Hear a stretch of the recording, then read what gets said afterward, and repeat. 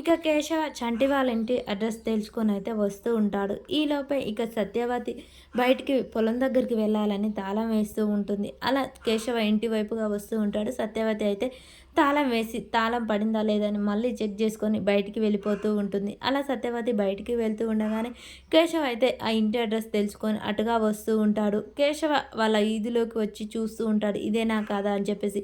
ఈలోపే సత్యవతి బయటికి వెళ్ళిపోతూ ఉంటుంది. ఇలా సత్యవతి అటుగా వెళ్తుంది. కేశవ ఇటుగా ఇంట్లోకి వస్తూ ఉంటాడు. లోనికి వచ్చి తాళం వేసింది అసలు ఉన్నారా లేరా, ఎక్కడికి వెళ్ళారు అని చెప్పేసి కేశవ చూస్తూ ఉంటాడు. సత్యవతి అయితే అలా వెళ్తూ ఉంటుంది. ఇంతలోకే ఇంటి ముందుకు ఒక అతను వస్తాడు. బాబు ఆగు, ఇంట్లో సంటి వాళ్ళ ఇల్లేనా ఇది? అవునండి, వాళ్ళ అమ్మగారు లేరా అని చెప్పేసి అడుగుతాడు. లేదండి, ఇప్పుడే పొలం దగ్గరికి వెళ్తుంది, మీరు ఇక్కడే ఉండండి, నేను వెళ్ళి పిలుచుకొస్తాను అని చెప్పేసి అతను అంటాడు. సరే బాబు తొందరగా రా అనగానే సత్యవతి వెళ్ళిపోతూ ఉండగానే వదినా వదినా అని చెప్పేసి అతను పిలుస్తూ ఉంటాడు.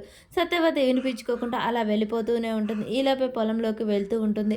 వెనక నుంచి వదినా ఇందాక సంధి పిలుస్తున్నాను పలకట్లేవేంటి, ఏంటయ్యా ఏంటి, మీ చంటి పని చేసే అయ్యగారంట మీ ఇంటికి వచ్చాడు, అవునా, సరే నేను వెళ్తాలే నువ్వు వెళ్ళు అని చెప్పేసి అనగానే సరే వదినా అని చెప్పేసి ఇక అతను వెళ్ళిపోతాడు. అయ్యో ఏం పని ఉందో ఏంటో అని చెప్పేసి సత్యవతి గబగబా వస్తూ ఉంటుంది. కేశవ్ అయితే ఎదురు చూస్తూ ఉంటాడు. అయ్యగారు ఎందుకు వచ్చారో ఇంత దూరం అని చెప్పేసి సత్యవతి కంగారు పడుతూ గబగబా పరిగెత్తుకుంటూ అయితే వస్తూ ఉంటుంది.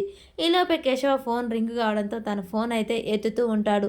ఎత్తగానే అయ్యగారు అని చెప్పేసి ఏడుస్తూ ఉంటాడు. ఎవరు అనగానే అయ్యగారు నేను రాముల్ని. ఏంటి రాములు ఎందుకు ఏడుస్తున్నా, నా కొడుకు తాడు మించి కింద పడ్డాడయ్యా, తాడు చెట్టు మించి, నేను పక్కనే భైరవపాలెంలో ఉన్నాను, మీ ఇంటికి తీసుకురావడానికి కూడా నా కొడుకు లేవట్లేడయ్యా, కాలు విరిగిపోయింది, తొందరగా రాయ్యా అని చెప్పేసి అనగానే ఈలోపే సత్యవతి అయితే ఇంటిగా వస్తూ ఉంటుంది. కేశవ ఆలోచించకుండా సరే సరే ఇక నేను వెళ్ళాల్సిందే అని చెప్పేసి వెళ్తూ ఉంటాడు. ఇక కేశవ కంగారు పడుతూ బయటికైతే పరుగున వెళ్తూ ఉంటాడు. ఈలోపే సత్యవతి అలా వస్తూ ఉంటుంది. కేశవని వెనక నుంచి చూస్తూ ఉంటుంది. అయ్యో అయ్యగారు అయ్యగారు ఆగండి అని చెప్పేసి పిలుస్తూ ఉంటుంది. కేశవ మాత్రం అలా పిలుపులు వినిపించుకోకుండా తొందరగా అక్కడికి వెళ్ళాలి అని చెప్పేసి కంగారుగా అయితే వెళ్ళిపోతూ ఉంటాడు. అయ్యో అయ్యగారు ఇంటి దాకా వచ్చి నాతో కలవకుండానే వెళ్ళాడే, ఏం పని మీద వచ్చాడో ఏంటో, అయ్యగారు పాపం ఎంత బాధపడి ఉంటాడు అని చెప్పేసి సత్యవతి అయితే ఇక బాధపడుతూ ఉంటుంది. ఇక ఒక పక్క శ్రీవల్లి సైకిల్ బెల్లి కొడుతూ ఉంటుంది.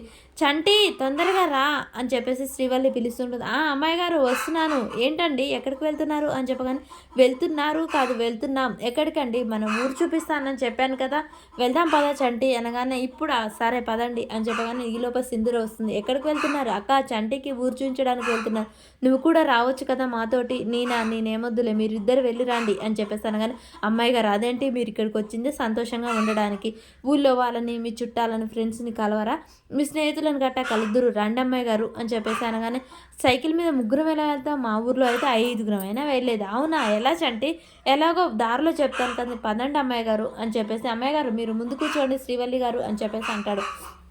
అమ్మ ఎక్కడికి అని చెప్పేసి వాళ్ళమ్మ పిలుస్తూ ఉంటుంది. అమ్మ కాసేపు అలా సరదాగా బయటకు వెళ్ళొస్తాం అమ్మ, అది కాదమ్మా అమ్మ ఎమ్మటే వస్తాం అని చెప్పేసి సింధూర్ అయితే వెళ్తూ ఉంటుంది. తులసి పిలుస్తున్నా పట్టించుకోకుండా వెళ్తుంది.